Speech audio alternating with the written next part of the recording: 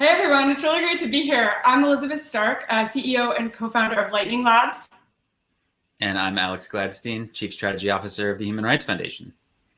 So Alex and I have been friends in the Bitcoin world for some time now. We thought it would be really fun to do somewhat of a back-to-back discussion where I ask him some questions and then he goes back and asks me. So I'm going to get started. Alex, you and I love to kind of geek out and brainstorm and talk about everything that's going on in the Bitcoin world. But one of the key elements of Bitcoin is the fact that it really is a leaderless community. The topic of our session being leaderless revolution. So I'd love to hear your thoughts about the benefits of that and even how that came to be. Yeah, for me, coming into Bitcoin from the human rights space, really having, almost a decade of work in the human rights space before I really started to understand Bitcoin. This is the key element for me, is that it can't be controlled or co-opted by governments or corporations. And all of the other elements that we like about Bitcoin, that you might like or someone else might like, are all connected to this fact that it's not controllable. Whether your jam is scarcity or pseudonymity or programmability, or maybe it's the borderless nature of Bitcoin, or maybe it's the permissionlessness. It's all connected to this idea that no one in particular can control it, except for a very interestingly architected emergent community, right? And I've been spending a lot of time thinking about this lately in terms of Bitcoin versus some of the other software projects we've seen historically, and just how resilient it is. And that's really the power of not having a leader, is that it can withstand regulatory capture, corporate attacks. And, we saw this in a huge way in 2016 and 17 as Bitcoin evolved in a particular way, despite a lot of corporate interests wanting it to go a different direction. And that to me was really impressive, and it showed its resilience. Quite a dramatic year, by the way, in the Bitcoin community. Yeah, I mean, it may have been dramatic for other reasons, for price reasons or whatever. Sure, but yeah. I mean, its fate was this, in many ways, decided that year that it would continue to be this resilient, leaderless protocol network community. And that's another thing, is I think that it's more than just unstoppable code. I mean, there's a lot of unstoppable code. You could spin up some code today and call it unstoppable, but it's the fact that people want to run that code, and it's the combination of the code with the social and economic factors that make Bitcoin so resilient. And that's something that I think a lot of people should spend a little more time thinking about, whether they're thinking about strengthening their own project or whatever. It's very, very important to understand that the reason why Bitcoin withstood attacks on it was not because of the code. It was because of the people running Bitcoin and marketing Bitcoin and campaigning Bitcoin. And believing in it, right? And believing in it, yeah. Money is collectively about belief. If nobody thought it had value, it wouldn't have value. Right. And all the things that make it a useful human rights tool for people around the world, make all the factors that make it a lifeline, an escape valve, a sovereign savings account, a way to do remittance, a way to opt out of financial surveillance, whatever you're envisioning Bitcoin for. The reason it can do that is because it's leaderless. So it's been on my mind because I've been interviewing people all over the world in a really global context to learn about why they're using Bitcoin. And, every story is different, but what they're doing is all made possible by this decentralized leaderless architecture. And that's a big lesson for us, I think. Do you ever get people asking you, like, can I speak to the CEO of Bitcoin? I mean, the way that we think about society, yes. People don't always comprehend or understand that this is not something that is controlled by an entity or an individual or a government. Yeah. And I think probably most people watching this in this community, including you, me, and the others, we're in a little bit of of course, a bubble because this is all we talk about. But when I talk to human rights activists, I mean, they're always like, one of their first questions is always like, well, who controls it, or who created it? And most of them don't even know that. Like, most people who've heard about Bitcoin don't know anything about the origin story. They don't know anything about Satoshi. They don't know that we don't know who controlled it or created it. And in a way, that was kind of Satoshi's goal. Satoshi did not want to be in the limelight, right? Like, that is why we have our leaderless. And they aren't. I mean, literally, when these millions of people who are going to, activate and join Bitcoin in the coming years, already we've got tens of millions of people using it, but in the coming years, as more and more people use it, as we top 100 million, as we head towards 500 million people using it in the next 5-10 years, most of them aren't necessarily going to know much about the history of the project, and the Satoshi element may never even cross their mind. And I think that's how they would have wanted it, as you're saying. That's so important. I think a lot of people will be using Bitcoin and they probably won't even know that they're using Bitcoin. And for them, this is just internet native digital money that solves real problems for them around the world. Well, that's exactly. a perfect segue to our next question. Given your work in the human rights space, you talk to a lot of activists and you know about what's going on with Bitcoin around the world. So what are you seeing right now in these communities?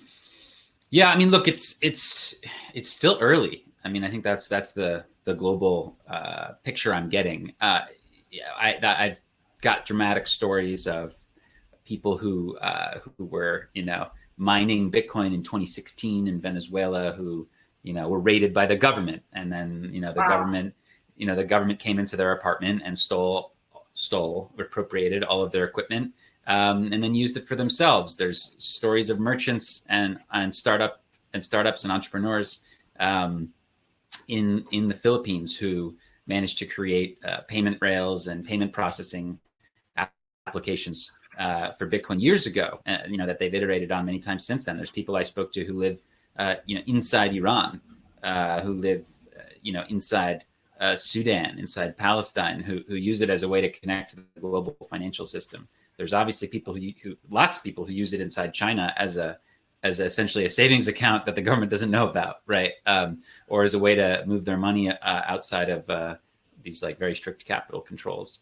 And then, of course, there's people. I mean, there's probably the majority of the people in the world today, are still most likely even in Western economies, in Europe and the United States. And look, a lot of them are using it, of course, as a speculative store of value, but quite a few use it for something. I mean, maybe they want to use it to buy their VPN, right? You could look at a service like Mulvad. I'm hoping that more and more human rights activists understand that this is a tool that they can use for fundraising. So hence the. And when you talk to the human rights activists and make the case for Bitcoin, what kind of reactions do you get? Or, do they, this can be beneficial? Are there barriers? Yeah. I think it depends on where they're from.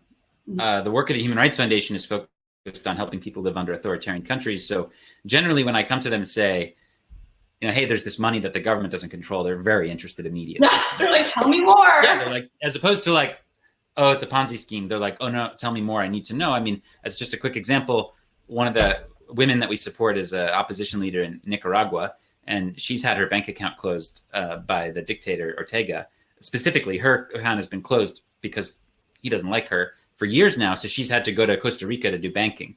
So when we started to teach her about how she could receive funding anywhere in the world on her Bitcoin wallet on her phone and control it, and show her how to control that, and show her that there are these peer-to-peer marketplaces in Nicaragua where she can just go and cash out into the local currency whenever she needs to, her mind started to really be blown. But there's a lot of work to be done there in terms of teaching people how they can use this thing, because there's no one roadmap. It's not so easy. So again, we're still at the beginning of this thing. It's very complex, but we shouldn't have this bigotry of low expectations that they won't be able to figure it out. Oh, they've already figured it out. Oh, right? yeah. All over the world. One thing I often like to say is necessity is the mother of adoption. And if you're living in these authoritarian regimes and you've experienced this firsthand, here, depending upon how things evolve in the US, we still at least have some ability to have access, to services. There is not great financial privacy, but, when you're in a place where the government is just going to constantly shut down your bank accounts and you're going to be surveilled and it's a life or death situation, that message really rings, true to people and brings value, right? And again, we're at the beginning. I mean, there already are significant activists and organizations in Russia and in Hong Kong, for example, who've had their bank accounts shut down, who've started to accept donations in Bitcoin, but you can just see it. It's going to be a big deal in the near future. Anyone who's going to be deplatformed or have their bank account frozen, it's on us as a community to teach them about, Bitcoin. Just make sure they have it as an option. And what's really interesting is that in Russia, for example, just the fact that Bitcoin exists actually has made the authorities less crack down less on the existing system because they don't want to scare people into Bitcoin where they don't know what's going on. Oh, so this is a sort of interesting game theory about Bitcoin, is that if governments crack down too much on the existing financial system, they're going to eventually realize that people will flock to Bitcoin. So it's got this weird game theory effect on the existing system, which is kind of cool, that I've been learning about. So right, because at the end of the day, money is like this locus of control, and that is how these regimes can crack down on their. Yeah, they want people to stay inside the legacy financial system. They don't want people to go to Bitcoin. So they're going to have to start negotiating with the people to keep them in the legacy financial system is one way to look at it, which has been interesting to observe. That's actually a perfect segue to our next topic around privacy. And, as we've seen, a lot of governments around the world are looking to go to cashless societies. That could mean greater surveillance, all across the world. Mm-hmm. There are many people passionate about the issue. I know we're talking at this event about privacy. What are the biggest areas that you're most excited about in terms of the evolution of privacy, and what are the dangers of this, surveillance kind of cashless society situation? Yeah, I mean, just most simply, we're coming from an age where the money that most people used on a daily basis was a bearer asset that didn't reveal anything about themselves, that you could walk into a store and buy something, and the merchant didn't know your name or your address or where you came from or what your pattern of historical purchasing was. And today, when you make that swipe or you buy something online from your phone, it's sort of like immediately synced with all this data and sold to these markets where people are trying to gain an edge and exploit and learn more about you. And now we're in the age of AI. So there's like algorithms that are searching through all this data, finding patterns. And it just gives the powers that be a lot more control over the population. So it's really, really, really important that we have digital ways to pay and transact that preserve more about us. And, we can get into this about Bitcoin's vulnerabilities. But at the end of the day, the fact that it has programmable pseudonymity and, allows for second layer technologies like Lightning is very exciting. And it does give us a lot of hope that we can achieve pretty good privacy on Bitcoin and have it as an option for folks. I mean, look, most people in the end, they may not use Bitcoin for everything. I mean, I think that would be naive to think at this point. But as long as they can use it to buy a book that might be that they don't want their employer to know they bought, or, to receive income that they don't necessarily want, they're someone to know about, or they can have a medical procedure that might be illegal in their state, right? To sell something that, a local bureaucrat has said they can't sell.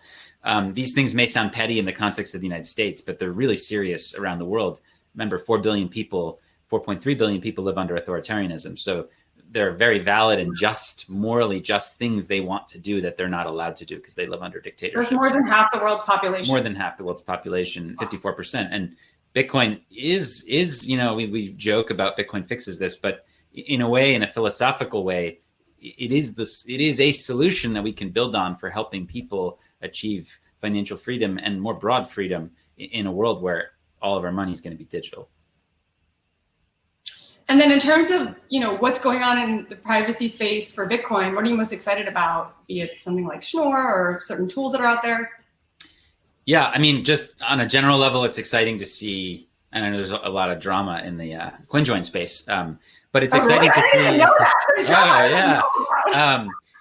Well, hopefully most users of these products don't know about that because it's not helpful. I mean, it's just it's not worth debating. But there are now several implementations of CoinJoin that are increasingly usable. Unfortunately, the one that's probably the best for privacy that I've seen, Join Market is not super usable. But HRF has created a Bitcoin development fund where we're like supporting people who are trying to make that stuff more usable. There's also increasing usability of the other main wallets made by companies like Samurai, Wasabi, and I would encourage you to check them out. I mean, they're pretty easy to use on an Android or sometimes an iPhone, depending on what they offer. And we're going to start to see implementations in the next year or two of CoinSwap as well. And I think that even just on layer one, you'll be able to send transactions and folks won't really understand what's going on. There's another interesting area that may be unlocked with Taproot called payment pools that I'm very excited about. Aaron from Bitcoin Magazine has done a great job explaining that. So I would encourage folks to check that out. And of course, Lightning is a super exciting. Definitely. And, quickly in the last, say, even couple of months, we've seen the situations in places like Hong Kong and Belarus, even more recently, emerge. And, there are activists that are fighting for freedom, that are fighting for democracy, with governments that are surveilling them. Like, are you in touch with any of these communities about Bitcoin? And are there benefits that you've been? Yeah.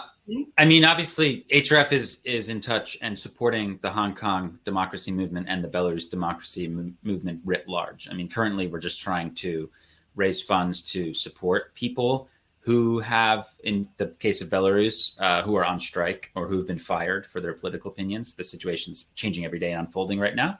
But right now, they need general financial support. But when you start getting into the logistics of that, it gets interesting. I mean, you're talking about potentially sending funds to be withdrawn into cash in the Baltics and then literally carried over into Belarus. And in my mind, I know that this is like a Stone Age concept. I know that we're going to laugh at this in several decades that people used to do this, right? And in Hong Kong, it's getting really interesting because you can make donations to, like, whether it's Hong Kong Free Press or individual activists, or whether it's even like a group like the Spark Alliance. I mean, some of these groups already accept Bitcoin and Lightning. The rest will soon at some point in the future. And for now, they can withdraw into Hong Kong dollars at ATMs, very easily. So it's like, it's a very good off-ramp that exists in most of these places, even in authoritarian governments. And like right now, it's mainly like, merchants and people who are exploiting arbitrage who use these systems and communities. But increasingly, human rights activists are gonna learn about it, and it's gonna be a big tool for them. So it's very exciting. Very cool. All right. Well, I'll turn it over to you, Alex.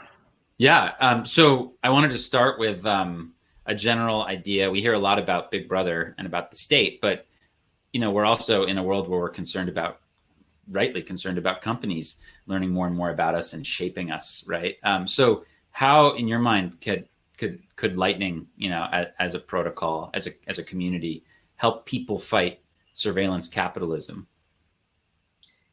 So one thing we've seen with the evolution of the internet has been a model. I know this is something Blockstack is also really passionate about, that monetizes user data. So we talked quite a bit about the surveillance elements of authoritarian regimes and the human rights implications. That's something I'm really passionate about. I actually did human rights related work when I was a grad student. But then even in places that are freer and that have more democracy, at the end of the day, when you're on the internet, you are being constantly tracked. Your movements are being monetized. Everything you buy online is being tracked by numerous different intermediaries and whatnot. And this is not the internet that I want to be a part of, and I think it's not the internet that a lot of other people want to be a part of. The backbone of the business models of the internet were built on this. You look at Google, you look at Facebook, these are all ad-based businesses, and they're all personal data businesses.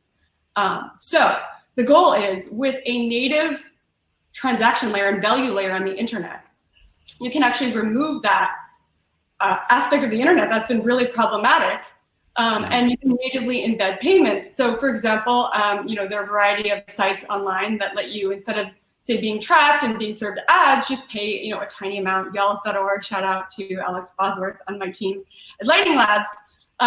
You can just pay a small amount, say, to read an article, or to watch a video, or to support an artist or creator. And no one needs to know. I mean, there's no reason they need to know your home address to do that, right? Yeah, I mean, frankly, the idea that I need to give so much personal information just to do something as basic as watch a video or listen to a song is mind-boggling. In fact, a couple months back, we released at Lightning Labs this technology called LSAT, Lightning Service Authentication Tokens, not to be confused with the kind of shitcoin kind of token. And what that means is you can actually authenticate and you can log in without giving any personal information, which is exactly the kind of technology we want to see moving forward. Why do you need to give people, not only your email address? Just think about, when you're shopping online, the number of sites that now have your home address, right? And operating in the world that we operate in Bitcoin and cryptocurrency, your home address could actually, shout out to Lap, who I know is speaking here as well. That can be a security vector. That's a serious issue. And I believe we're moving into a world where people will want more and more privacy, regardless of what industry they're working in. So to me, that's really problematic. So we also see companies like Fold, BitRefill, and others where, you can go on Fold, you use Lightning to get an Amazon gift card, you get it at a discount, and you can go on Amazon, and then Fold doesn't know what you bought on Amazon, but your credit card company or whoever you would have used also has no data around that. So it's a much more private way to transact and not have all these intermediaries know your entire, say, purchasing history, which I think is really beneficial. And I know Fold has been doing great things lately.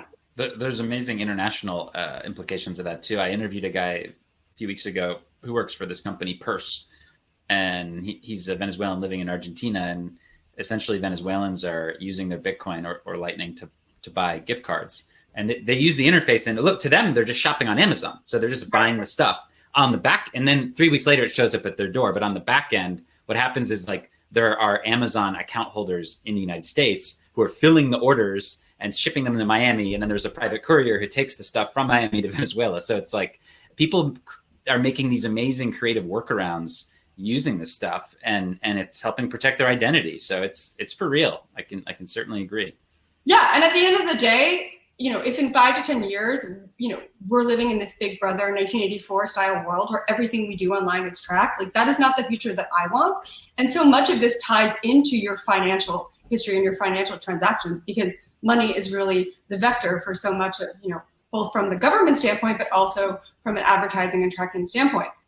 So when it comes to Lightning, I think the idea that you shouldn't have to be constantly tracked and surveilled on the internet as you're going about your day, as you're either buying, sending, and engaging in these activities, because today we live in freer societies, but you look at other places around the world, we can easily become that, and in many ways we have been, in terms of just the amount of personal information. By the way, if people Google, say, your name and even the address that you grew up on, you're in all sorts of databases that then just show up online, right? Your personal information is out there and it's replicated over and over and over again.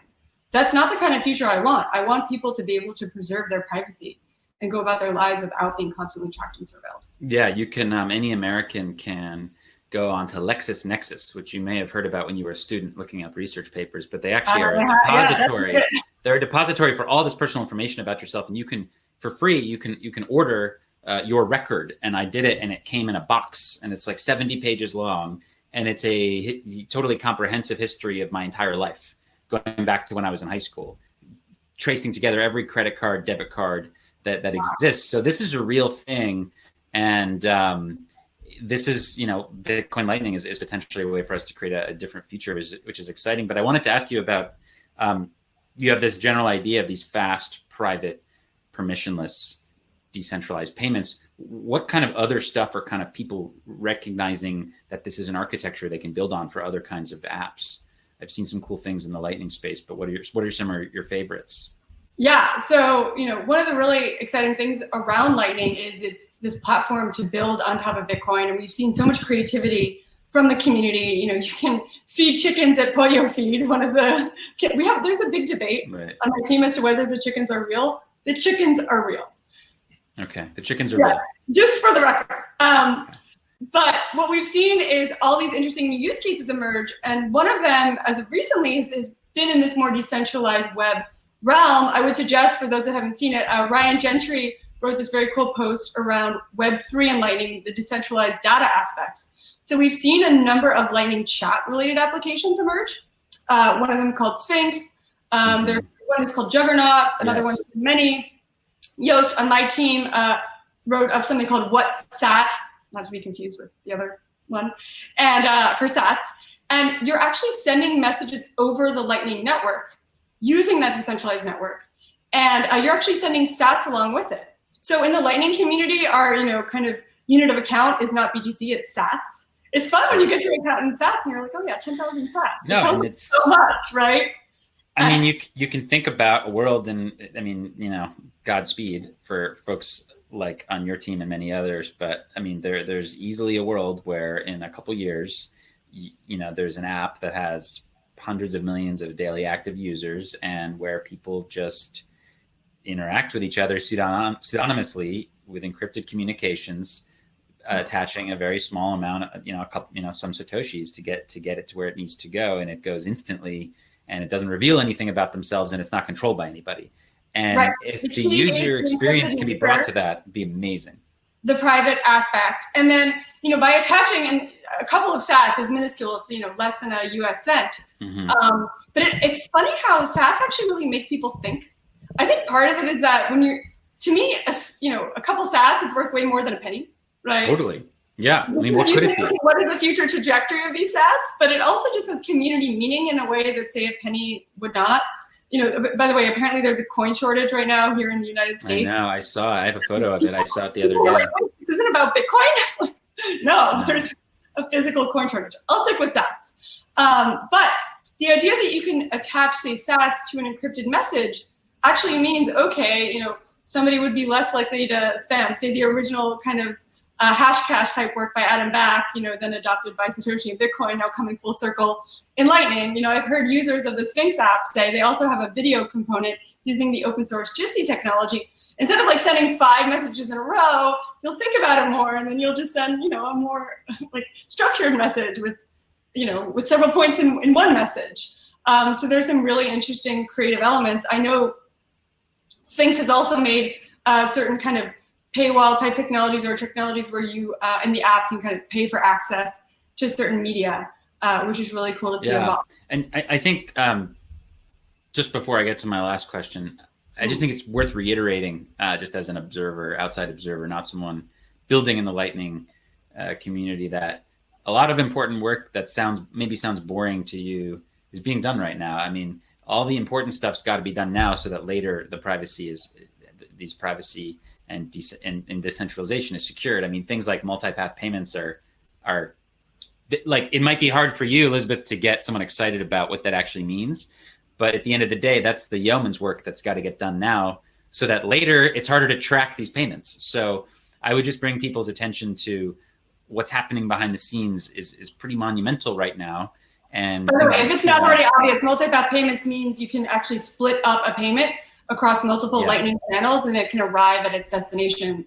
Super cool. But again, that has to be worked on and made more robust and widespread and adopted before, hopefully we have hundreds of millions of people using this thing. This is the time that people are building and making it. As I've said at prior events related to Blockstack, the internet started in 1969. It didn't go mainstream until at least the 90s, if not the 00s. I mean, I think the speed at which the Bitcoin and Lightning community has operated at is really astounding when you look at prior technologies. Things just keep accelerating. It's very exciting.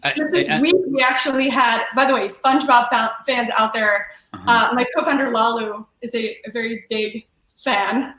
Fan of SpongeBob. We just released Wumbo, which means jumbo in the world of SpongeBob. So thank you for the memes to that SpongeBob community, which means you can now send larger payments on Lightning as well, send and receive larger. These are big developments. And on that note, we're seeing developments on the technology side, but also on the community side. You were telling me that there's a lot going on around the world with Lightning communities. Do you want to just maybe spotlight some of that activity for everybody here? To the whole concept of leaderless revolutions. Yeah. One of the things that I'm so passionate about is nobody owns Bitcoin. Lightning is a decentralized network. There's no CEO. No one owns Lightning. And people are just taking this into their own hands around the world. One thing I'm really passionate about is what's going on in emerging markets. We have some amazing folks like Fode in Senegal, Nigrunch in Argentina, but from Venezuela, and Tim Akimbo, a variety of really cool devs in emerging markets building related use cases for Lightning. Also, shout out to Matt Alberg of Useful Tulips, who's been doing really interesting research around Bitcoin and peer-to-peer markets in, say, the Sub-Saharan African and Latin American communities. So these folks are passionate about Bitcoin. They're passionate about Lightning.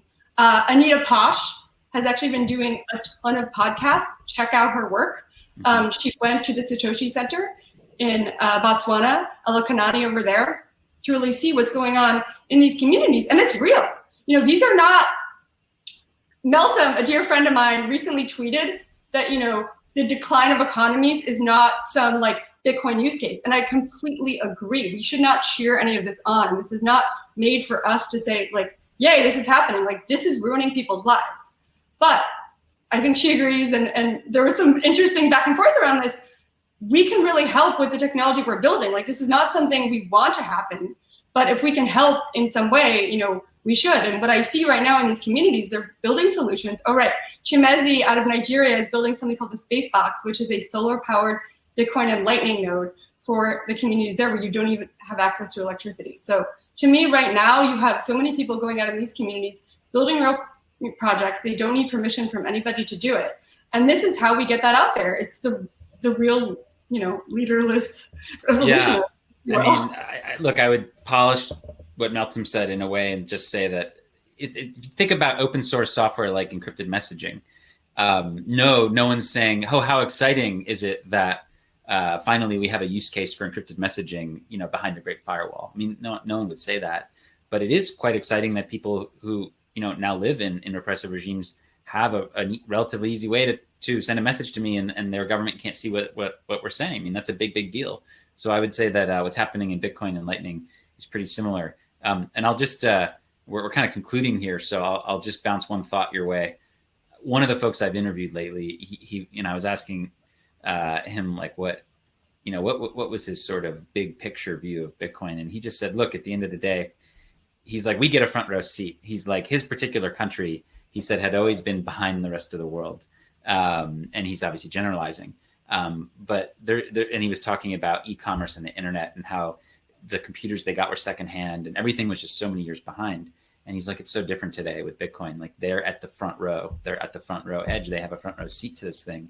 And that's why it's really a global you don't need to depend revolution. upon intermediaries like legacy corporations, you know, governmental permission. And that's part of what makes it so powerful. So yes, I really do believe the technologies that we're building can help people across these communities and across these markets. But it takes time, and it takes those passionate people out in the communities to really get it out there, you know, the people to build the solutions and, you know, usability to improve.